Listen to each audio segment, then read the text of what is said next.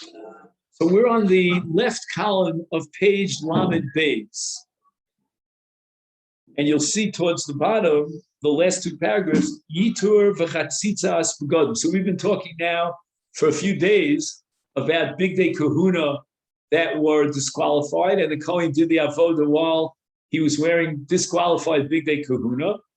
And now we're talking about Yitur begodim, which is a very strange phenomenon. It means the Kohen actually wore too many begodim.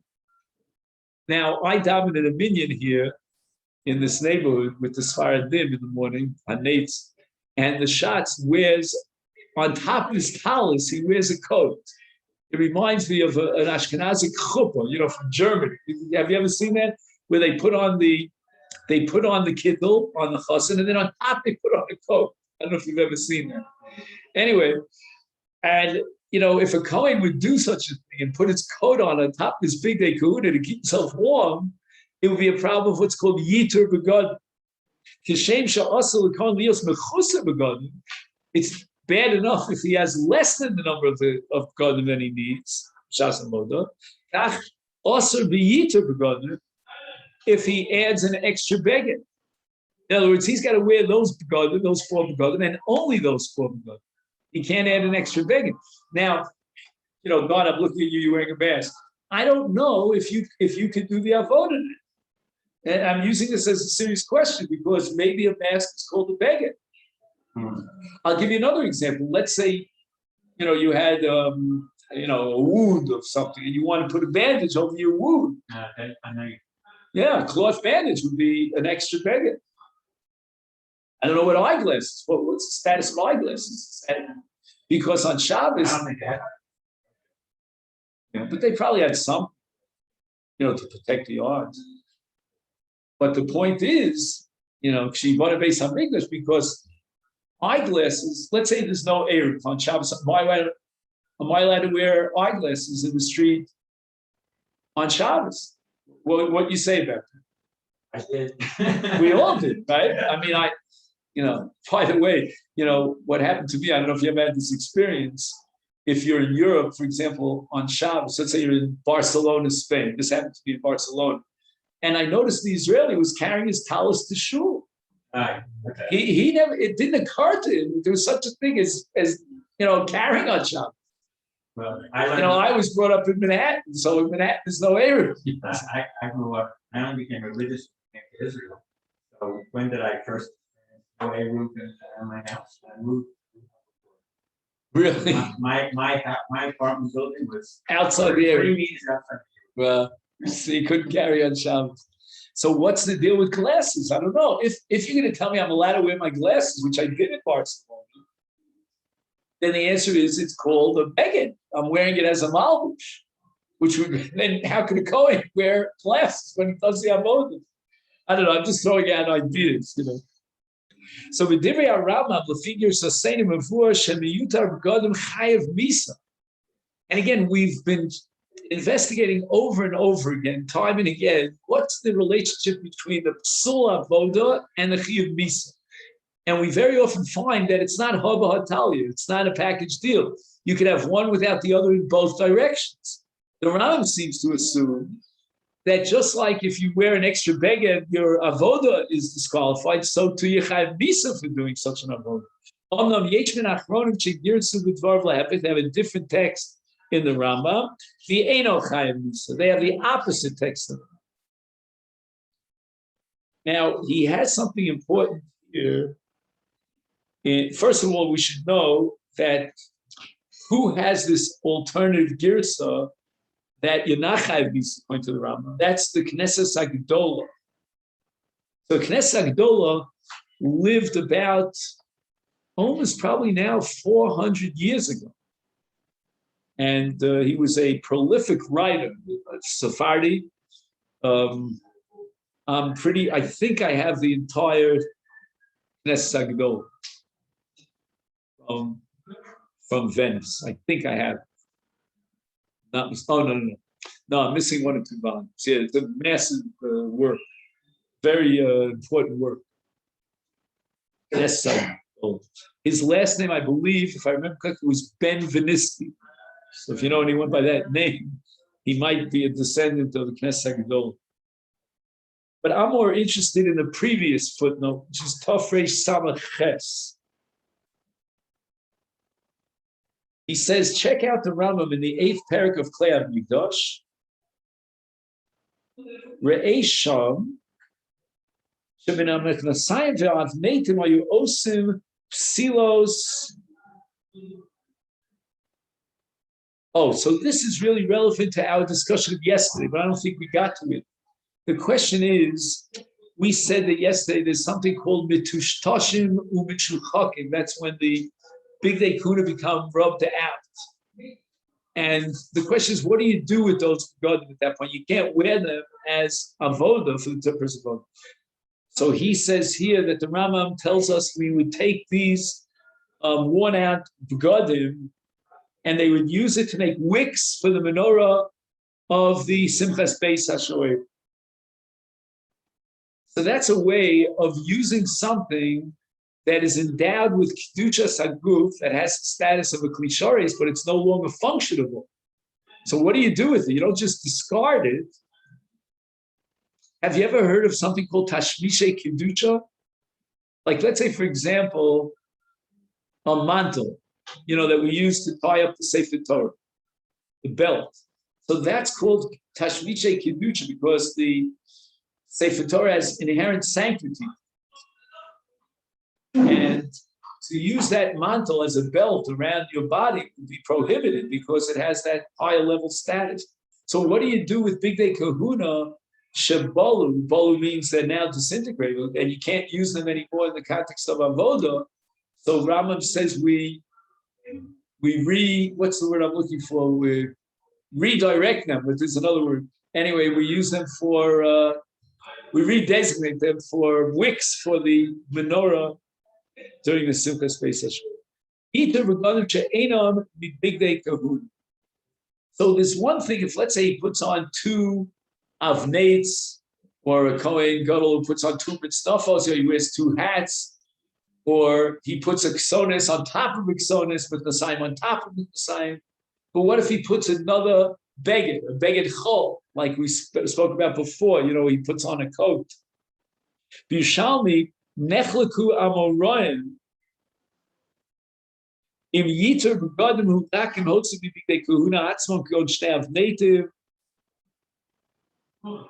o afilu hosef aleim beged chol kolshu v'dasa rishon shel shitza bavli miyuter begadim hu gam b'shahosef beged chol kolshu, which I think is a Gemara in Masechta Eruvin, but maybe I'm making a mistake about that, about bandages. Do you remember such a Gemara about bandages, where the Kohen is allowed to wear a bandage to cover his wound when he does the avodah? You take a look in Tafresh Ayin Aleph, he says, Va'agri Halevi,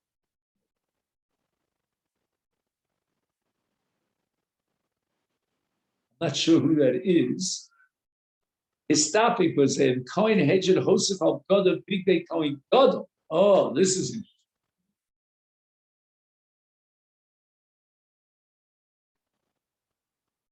Let's assume for a time being the view in the Yerushalmi that you're only considered Yutar Begadim if you're wearing a duplicate of Big Day Kohen, but not Big Day Chol.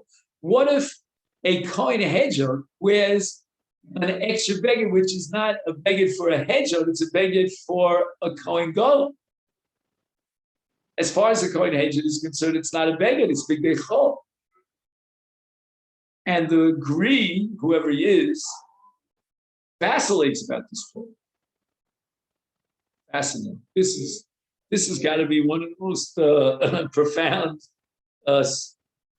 chakiros that we've ever encountered.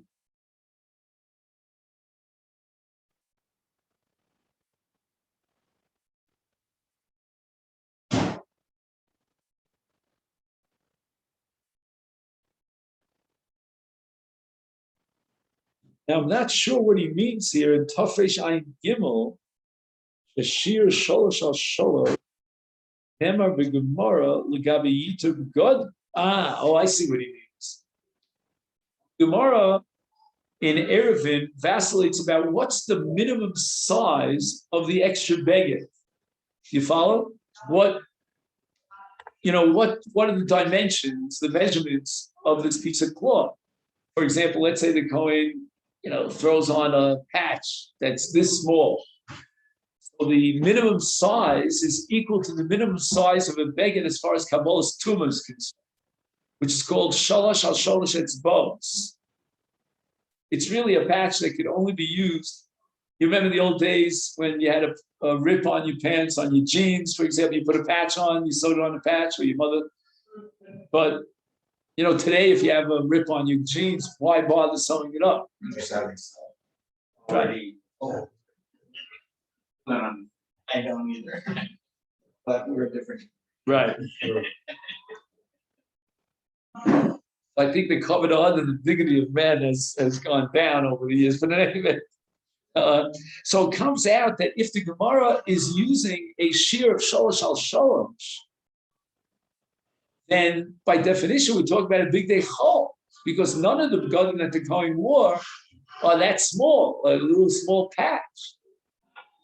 Even the avnei is probably more than shalosh al shalosh. That's probably the smallest of all the begotten.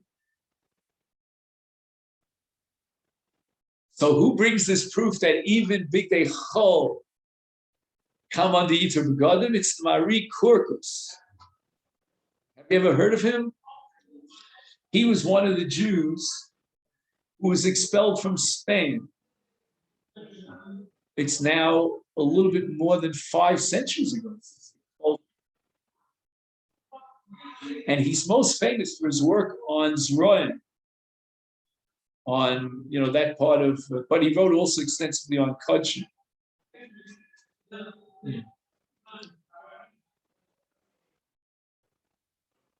No. You know what? I'm making a mistake. I'm not sure. Be Korkus. You know what? Let me check that out after double my investigation. I'm talking about the Rashbi Sarlea, who wrote extensively on the Yerushalmi. The Rashbi Sarlea was Mugurash's. Not sure about the Mari Korkus. It wouldn't surprise me that he might also be part of the standard. Now we move over to page Lamed Gimel. You have page Lamed Gimel? Yitur Begadim Shalo B'Makom Gadol.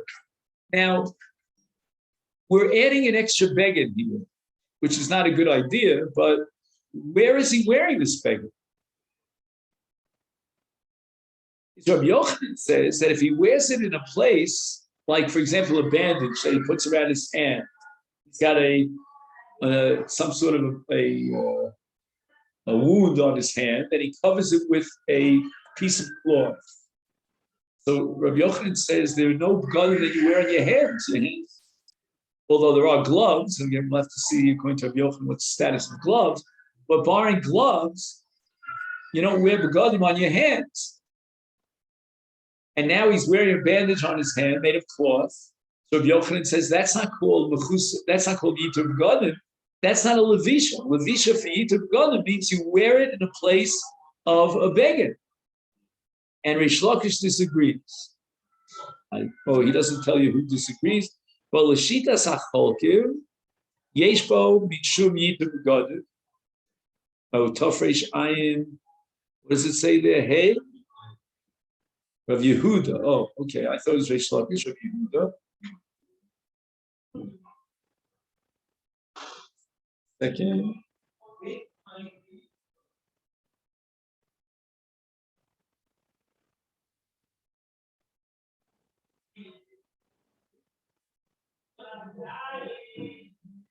Okay. Now, we're not going to take an absolute, all-inclusive soul of Yitur Begadim, according to the second day of Rabbi Yehuda, regarding Shalom B'Makom Begadim. We're going to add the following conditions. Number one, Shira Beged. So we need a minimum of 3x3 etzbos, which is the shear of a beged le'inyan kabbalas tuma.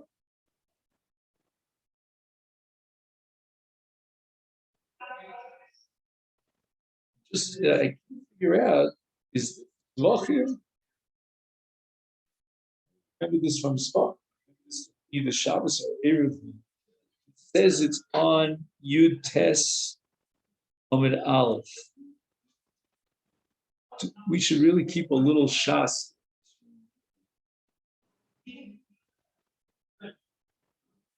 We don't have.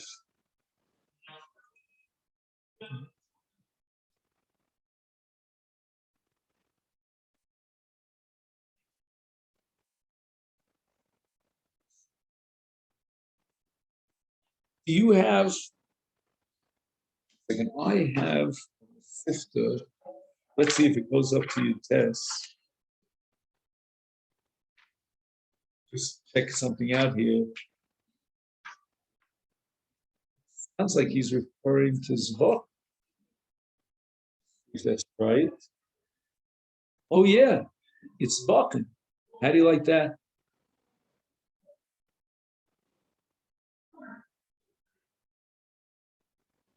You see that Tanan Hossam? You have Daf Yutes and Zvokin? Or you don't have that? What's that Gemara? So I'll just read to you. Here on Daf Yutes and Zvokin, it says Tanan Hossam. It's also an Erev. Kohen Shalokabet's bow. So he's got a wound in his finger. Korech Olav Gemi. Now he's allowed to wrap his finger in a kind of a rubber Gemi. Gemi, he says here, is made of leaves or grass.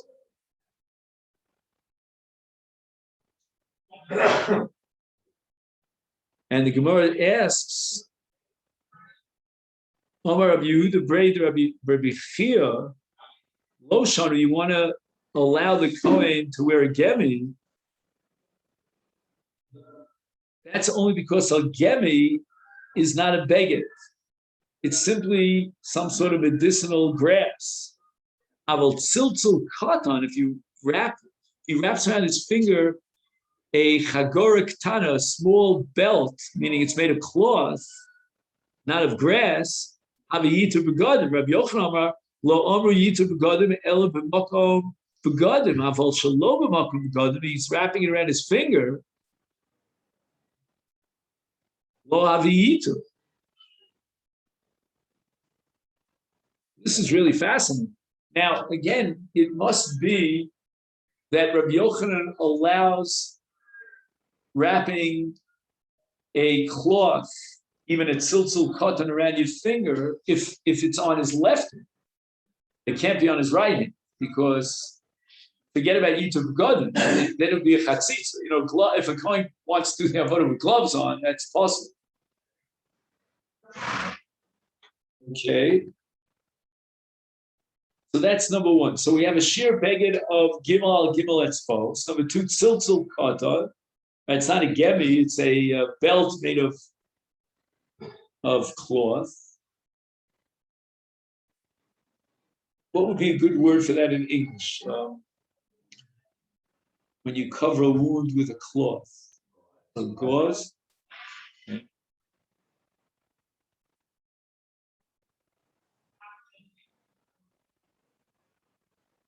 And then you have a gemi. Wait a second.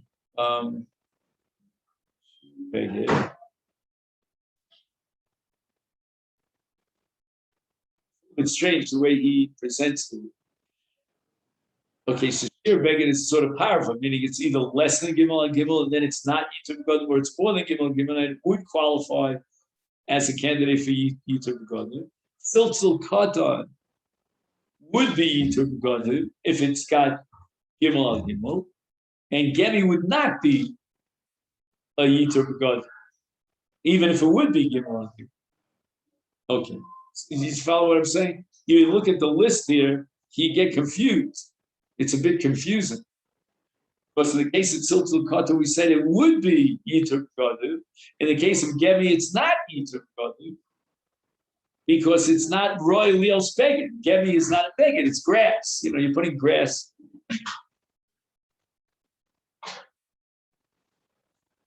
Yitur B'Godim, B'Mokum B'Godim, Lovish Beged, B'Mokum B'Godim, Bein B'Soro L'B'Godim, L'Beged. He's pointing out here that if it's an undergarment, meaning if the extra beged is directly on his flesh, then forget about Gimel and Gimel. I don't need Gimel and Gimel because then forget about, I don't need the classification of Yitur B'Godim because it's a Chatzitza. Again, that's only if he's wearing it on his right hand. All right.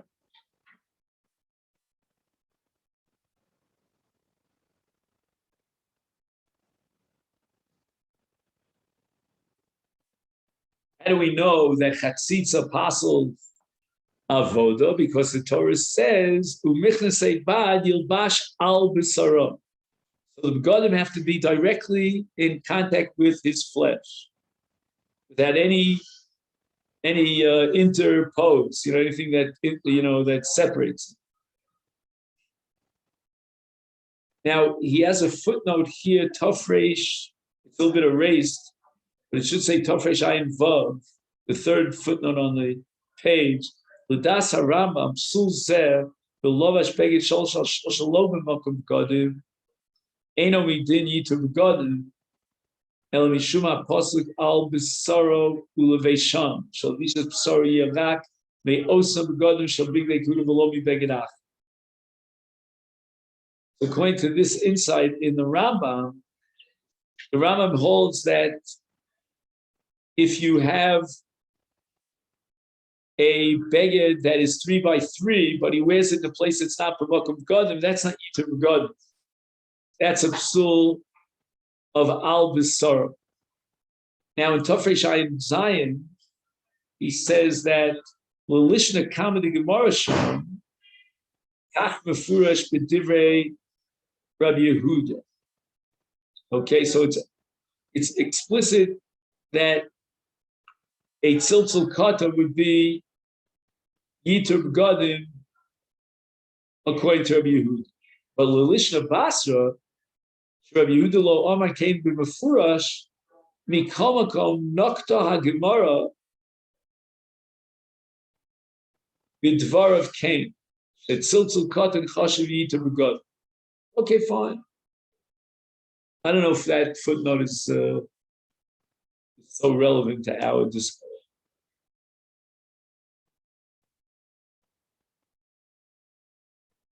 Oh, now we have footnote number Tofresh Ayin Ches. This is important.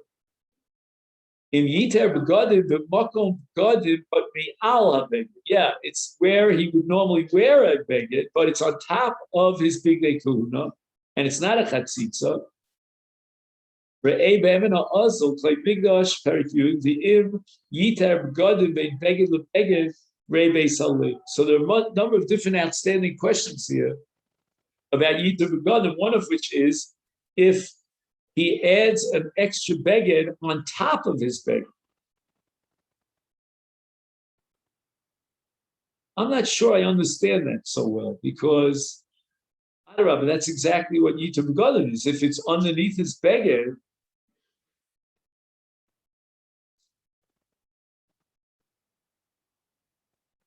and it's a chatzitza. Yitur B'Godim, Makom B'Godim. Me'ala beged.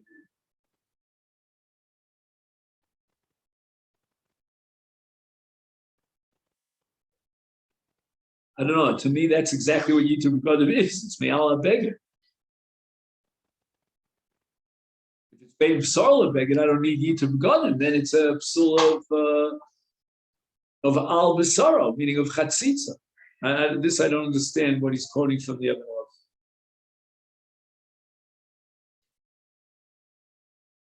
Now, then he has another suffix about Bein Beged L'Beged.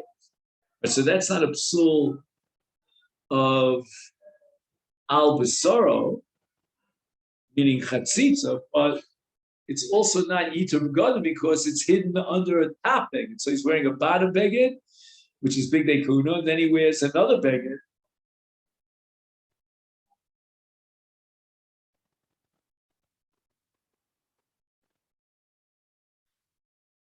So he has it sandwiched in between two Big Day Kahuna. I would say that that's a nice little bichon. Why not? Because it's not Nikar La'ayin. Maybe it's covered over by Big Day Kahuna. What if he has an extra beged, but it's not a chatzitza because it's not directly on his flesh? On the other hand, it's not Nikar because no one could see it. It's hidden underneath his Big Day Kahuna. So when you look at the Kohen, his tzura, the way he appears, is he's wearing perfect. He's perfect exemplary example of Big Day Kahuna. Over that. Cover the same parts. He's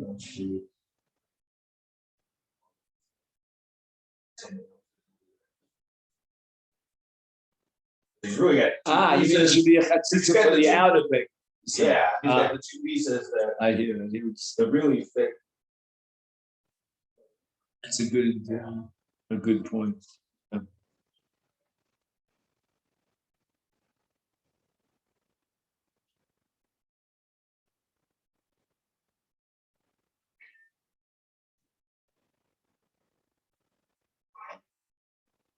Let's just see for 2 minutes the next paragraph. Chatzitza ben beged sorrow. Achotzit ben busaro lebeged. Is meant to say bad to shulchal busaro. It's okay that we did already. Ovad kishayadavar chotzit. Yeah, that's nothing. I mean, to me, that's a double partial that it should be kind of misa. I don't want to have him die because of me, but. Test. What's the hesitation? I don't get it. In my mind, he's not wearing Big Day Kahuna. I see. Since the halach of chatzitza is derived from a drasha, and what is that drasha? It says al bisaro. So we're not saying that he's not wearing the beged because it's not al bisaro. It's a separate psul of al bisaro. The male, he doesn't have the status of a Kusa Begadim, and he wouldn't be Chayav Misa. Ofanim Shonim Nemru B'Chatzitzasu Kina Mesa Chotzetzes. Wow, that's really interesting. He's got a bug, a small bug, that's attached to his body, and on top of that, he puts his ksonas. And that's a Chatzitza. Ofar Chotzetz.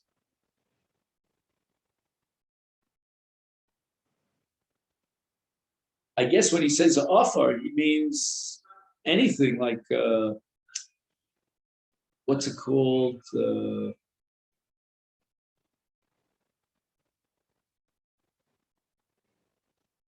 do you say in English? Tit, meaning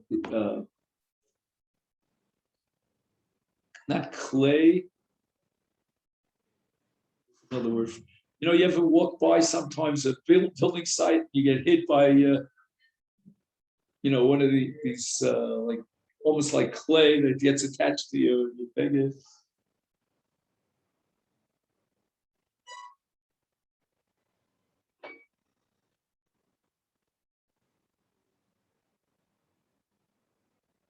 Like wet concrete, you know what I mean? Look, there's a word for it.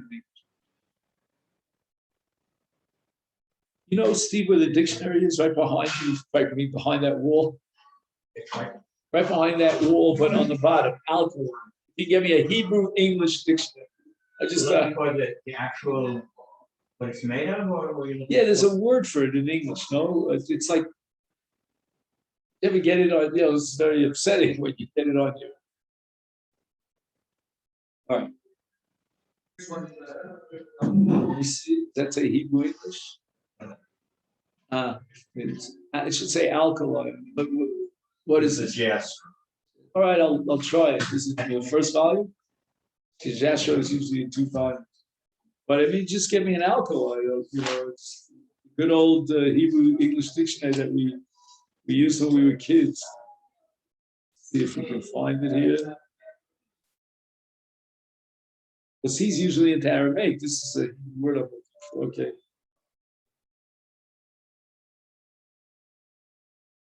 Oh, let's see what he calls it. Clay, mud, moist plaster. I thought there was a word for clay, mud, or moist plaster. What's it in Hebrew? Yeah, tet, yud, tet. Right. So that's called chatzitza. He says ofar, but again, it's the same idea. Tefillin shel yad chotzitza.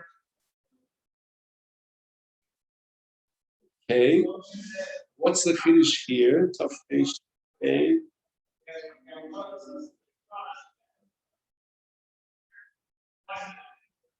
Shel rosh ein chotzitza. Siaro or yenire bein sitz lemitz nefes. Shav benichem tefillin.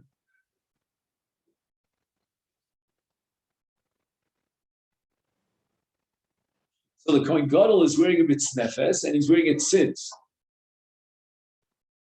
And even if he puts his tefillin shel rosh on, you can still see the hairs on his head, maybe on the side or in front of the tefillin. So that's enough to be mafkia chatzitza. It's no longer chatzitza. That's why he writes only tefillin shel yad, not tefillin shel rosh. All right, Tafresh Pe'al. Yesh men achronim shekosur shepsul tefillin shel yad mishum yitur b'godim. So it's not chatzitza, but it's an extra beg.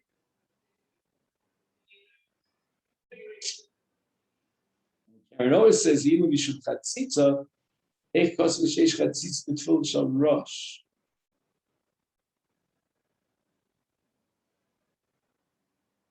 All right, that's interesting. I don't know if you followed any of that, but leave it for another time.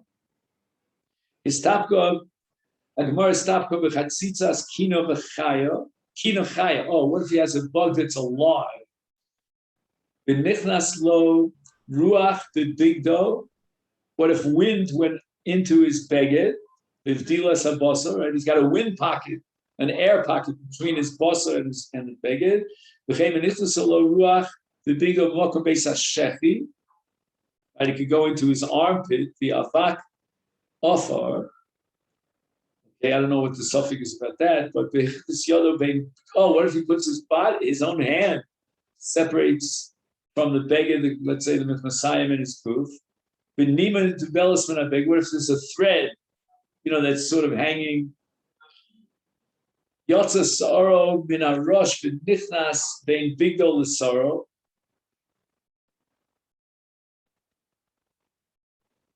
So he has hairs from his head that separate his bossa from beged. L'shitas haRambam something to say, "Hainu biyotza sorrow al gufo min abeged l'chut she'en al beged mechasas haseir." Ram has a different twist. It's that the beged doesn't cover his hair. Yesh min achronish is tapking in mayim. Why should there be a suffix mayim? Of reish pei gimel. Just tells you, look in the. All right, then, so we're up to Psulei Chatzitza. On the bottom right column of one of Gimel, and that will finish us up tomorrow. Then we'll start our next limit, which is what? I don't know. Let's see. Okay.